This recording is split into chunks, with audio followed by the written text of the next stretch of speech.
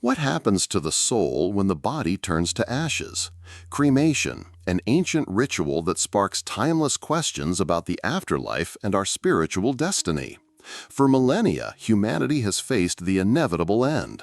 How do we honor the deceased? What happens after the last breath? These questions have shaped rituals and beliefs, with cremation holding a unique place.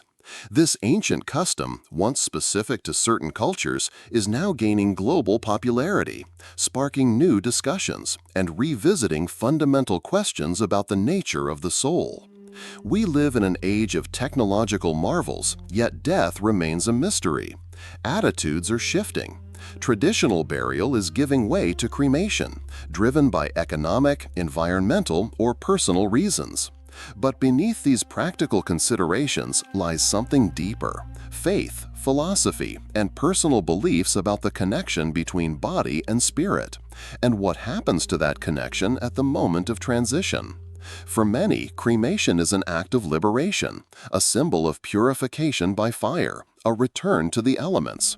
For others, it's a source of anxiety, a concern that this method of farewell may disturb the departed or affect their journey in the afterlife. These contrasting views are rooted in centuries of religious doctrines, philosophical treatises, and folklore that offer varying interpretations of death and its consequences. In this exploration, we'll examine cremation with an open mind, avoiding bias. We'll explore how this rite has been perceived across cultures and religions, what ancient texts and modern esoteric teachings say about it. Our goal isn't to provide definitive answers, but to shed light on the diverse approaches to this sensitive topic, inviting reflection on whether fire can truly influence what we call the soul and its journey into the unknown. Join us on a journey through centuries and continents to understand how humanity has sought to make sense of this process. From ancient funeral pyres to modern crematories, from shamanic whispers to theological debates, each step echoes the same eternal enigma. What is the true nature of this transformation? And what does it mean for our understanding of life after death? Let's explore the boundaries between the material and spiritual, between ashes and eternity. Did you know that cremation isn't a modern trend, but a ritual with roots stretching back millennia, when fire was seen as a sacred guide to the afterlife? The history of cremation dates back to the dawn of human understanding of death and what lies beyond. Archaeological evidence shows that the practice of burning bodies existed as far back as the Stone Age, long before writing. This wasn't just a way to dispose of remains, but a deeply symbolic ritual reflecting ancient worldviews and beliefs about the soul's journey. In ancient Greece and Rome, cremation was widespread, especially among the aristocracy and warriors. The Greeks believed that fire purified the body, freeing the soul for its journey to Hades. The Romans, adopting this tradition, also saw cremation as a quick and hygienic farewell, especially after battles or epidemics. Urns containing ashes were often kept in special columbaria, symbolizing a continuous connection with ancestors without tethering the soul to the physical body. The Norse Vikings practiced cremation for their leaders and brave warriors. Their funeral pyres, often built on ships, were intended to help the soul reach Valhalla, Odin's hall, where fallen heroes feasted while awaiting Ragnarok. Fire acted as a powerful conductor, carrying the spirit of the deceased to the gods and securing a worthy place in the afterlife, highlighting the status and courage of the departed. However, nowhere has cremation held such deep and continuous significance as in India. For followers of Hinduism, burning the body on a funeral pyre is a mandatory ritual to liberate the soul, Atman, from the cycle of rebirth, samsara. Fire is believed to help the soul leave the physical shell and transition to the next stage of existence without attachment to the transient body. This is not an end, but a transformation leading to a new birth, or moksha, final liberation from the wheel of samsara.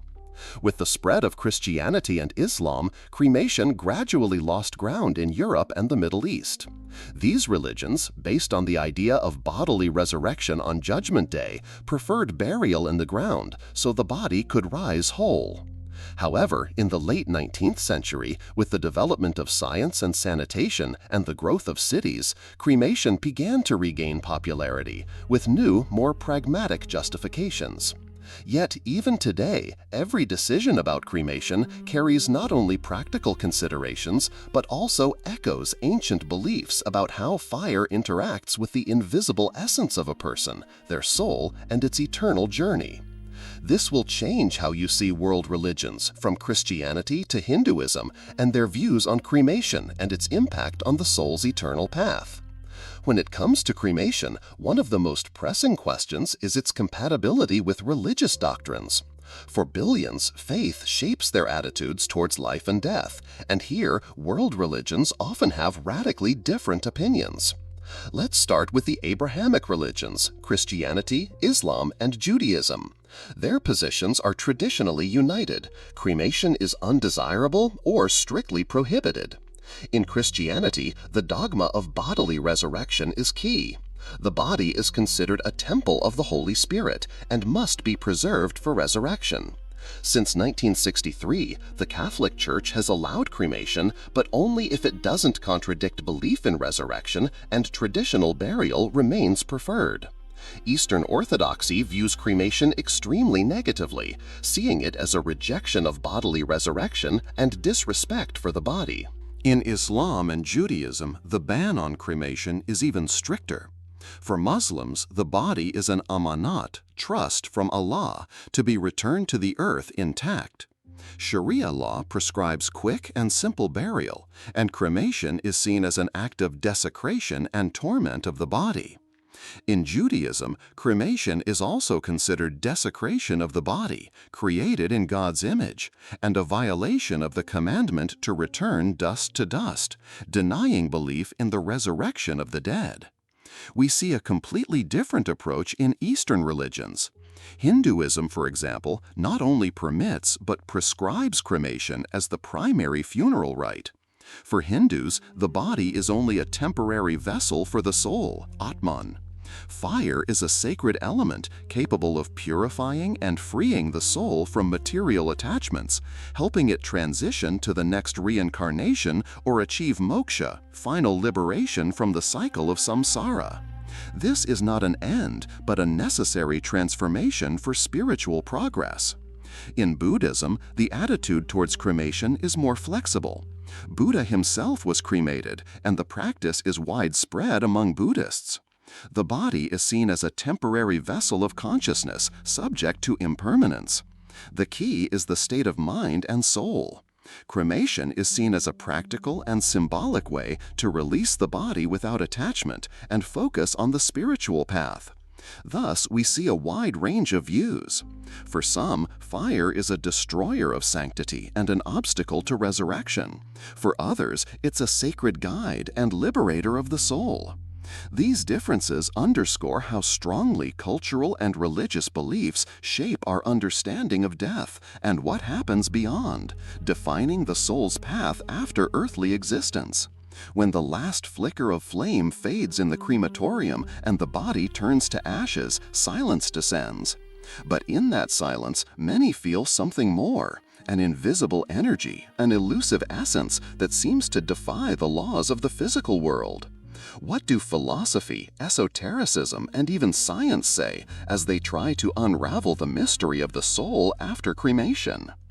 Beyond strict religious doctrines, questions about the soul and its fate after cremation find reflection in philosophy, esoteric teachings, and even in attempts at scientific understanding.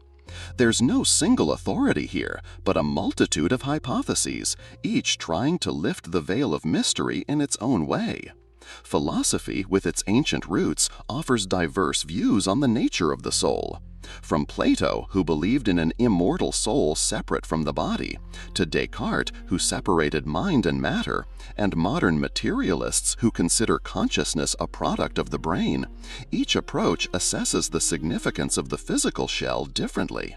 For a philosopher who sees the soul as something immaterial, cremation cannot directly impact its existence. If the soul is a form of energy, an idea, or even a collection of memories, its fate isn't tied to physical decay. However, if the body is seen as an integral part of identity, its destruction may be seen as a final break. Esoteric teachings and spiritual practices often use concepts of subtle bodies, astral, etheric, mental, believed to surround the physical body and serve as a receptacle for the soul or consciousness. In these traditions, the process of death is a slow separation of these subtle bodies from the physical shell. Some esotericists believe that cremation can accelerate this process, helping the soul free itself from earthly attachments and transition to another plane of existence. In this context, fire acts as a catalyst, cleansing residual energies and facilitating the transition. Others, on the contrary, warn that too rapid destruction of the body can disrupt or damage subtle connections, potentially hindering or slowing the soul's path. Science, for its part, approaches the question of the soul from the position of empirical research. In modern neuroscience, consciousness and personality are seen as the result of complex brain function. From this point of view, after brain death, consciousness ceases to exist. The concept of a soul as a separate substance capable of existing outside the body isn't supported by scientific experiments. However, some scientists and physicists are exploring hypotheses that information or a form of energy related to consciousness may persist after the body dies in the scales of quantum mechanics or the universe. But even these speculative theories don't directly indicate that the method of disposing of the body, whether burial or cremation, affects these processes.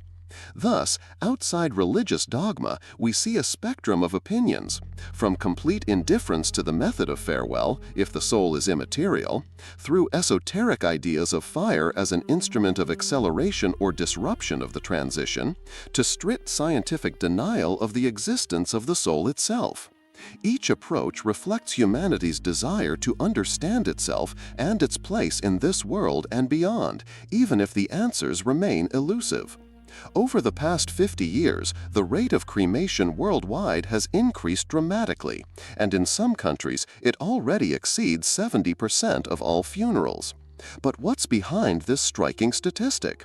Is it just a pragmatic choice, or are there deep ethical questions and psychological experiences that influence our farewells and our sense of the soul's peace? In the modern world, cremation has ceased to be solely a religious or cultural phenomenon. Its popularity is growing rapidly, especially in developed countries, where it's becoming the preferred way to say goodbye. Behind this choice lies a whole complex of reasons that shape our current attitude towards death and its rituals. The economic factor plays a significant role. The cost of traditional burial, including land and a monument, often far exceeds the cost of cremation. With rising prices for funeral services, cremation offers a more affordable alternative. In addition, environmental considerations are becoming increasingly important. Limited land resources, especially in large cities, and concern for the environment are pushing the search for solutions that don't require vast areas for cemeteries and minimize impact on the ecosystem. Cremation is seen as a cleaner and more sustainable method, not occupying precious land and not polluting the soil. However, beyond pragmatic arguments, there are also deep ethical questions. For many, the idea of burning the body remains unacceptable, as they see it as disrespect for human flesh, which they believe is sacred or should be preserved for later resurrection.